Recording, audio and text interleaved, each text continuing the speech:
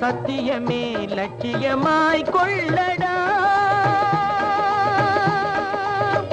சத்தியமே லட்சியமாய் கொள்ளடா, தலை நிமிர்ந்து உனை உணர்ந்து செல்லடா,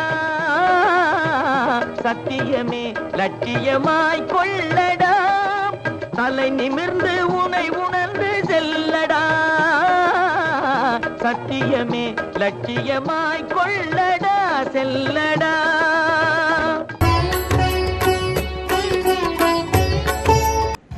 நீங்கள் பார்த்து கொண்டிருப்பது மாசிமகன் யூடியூப் சேனல். தொகுத்து வழங்குபவர் சேவைச்செம்மல் டாக்டர் சுபசிவ பெருமாள் யாதவ். இந்த சேனலை சப்ஸ்கிரைப் செய்து கொண்டு தொடர்ந்து பாருங்கள். தினமும் ஒரு தகவலுடன் உங்களை சந்திக்க இருக்கிறோம். நன்றி, வணக்கம். இந்த மாத நிகழ்ச்சிக்கு ஊக்குவிப்பவர் எதுகுல காவலர் பே. அசோக்குமார் யாதவ், சுதந்திர பாலிடெக்னிக் கல்லூரி, காளையர் கோவில், காலக்கண்மாய், சிவகங்கை மாவட்டம். அன்பார்ந்த ரத்தத்தின் ரத்தமான சொந்தங்களே, இப்போ யாதவர்களும் நாகர்களும் அப்படிங்கிறத அந்த பாட்டு எடுக்க போறோம். இந்தியாவில் புராதன காலத்தில் வாழ்ந்த மக்கள் கூட்டம் கூட்டமாக வாழ்ந்தனர். ஒவ்வொரு கூட்டமும் ஒவ்வொரு அடையாளத்தை வைத்துள்ளது. இந்த அடையாளங்கள் மிருகங்களாகவும் பட்சிகளாகவும் நாகத்தை போன்றவைகளாகவும் மரம் செடி கொடிகளாகவும் இருந்தன. ஒவ்வொரு கூட்டமும் இதர கூட்டங்களிலிருந்து தங்களை தனிமைப்படுத்திக் கொள்வதற்காகவும் அடையாளம் தெரிந்து கொள்வதற்காகவும் இந்த சின்னங்களை பயன்படுத்தின. காலப்போக்கில் அந்தந்த சின்னங்கள் அந்தந்த கூட்டத்தை குறிக்கும் பெயர்களாக மாறின. இந்தியாவில் வானரம், வெள்ளாடு, செம்மறியாடு, கருடன், மீன் ஆகியவற்றில் சின்னமாக கொண்ட கூட்டங்கள் வாழ்ந்தன. காலப்போக்கில் வெள்ளாட்டினை சின்னமாக பயன்படுத்திய கூட்டத்தினரை சேர்ந்த மனிதர்கள் வெள்ளாடுகள் என்றும், வானரத்தை சின்னமாக கொண்ட கூட்டங்கள் மனிதர்கள் வானரங்கள் என்றும், நாகத்தை சின்னமாக பயன்படுத்திய கூட்டத்தினர் நாகர்கள் என்றும் கூறப்பட்டனர். இன்னைக்கு கூட நீங்க பார்க்கலாம், நான் சொல்றேன், பின்னாடி சொல்றேன். The primitive society was a network of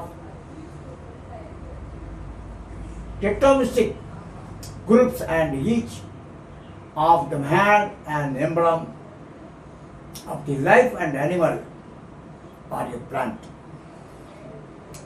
In course of time, tectomistic groups themselves came to be called by the name of their totem.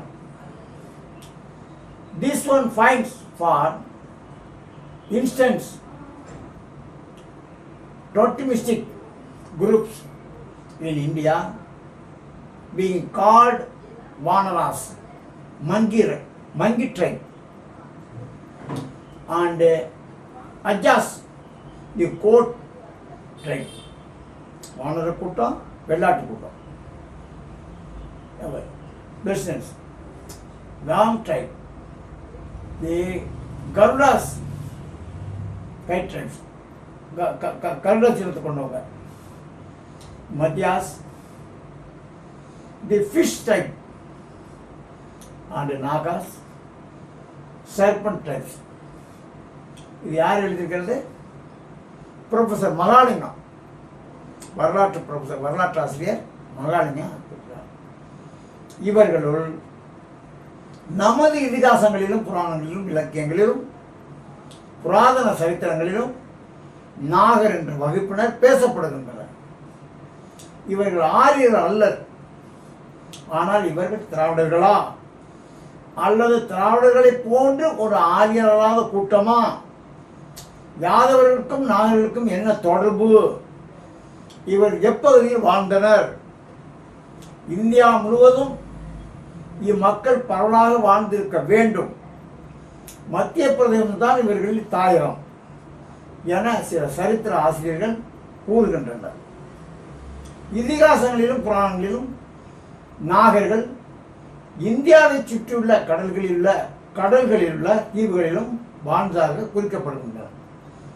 புத்த ஜாதக கதைகள் அரபிக்கடலில் எலிபண்டா தீவுக்கு அருகில் நாகத்தீவுகள் இருந்ததாக குறிக்கின்றன. இந்து மகா சமுத்திரத்துக்கும் மணி பல்லவம் என்னும் தீவின் நாக வம்சத்தைச் சேர்ந்த மன்னன் மகள் பீலிவளைக்கும் சோழர் குல இளவரசன் கிள்ளிவளவனுக்கும் ஏற்பட்ட காதல், அதன் பலனாக இளந்திரையன் என்ற மகன் பிறந்ததாகவும் இவனே பல்லவ வம்சத்தை ஆரம்பித்தவன் என்றும் ஒரு கருத்து சரித்திர ஆசிரியர்களுக்கு இடையில் உள்ளது. இதனுடைய தொடர்ச்சியை நாளைக்கு கொண்டு வரேன்.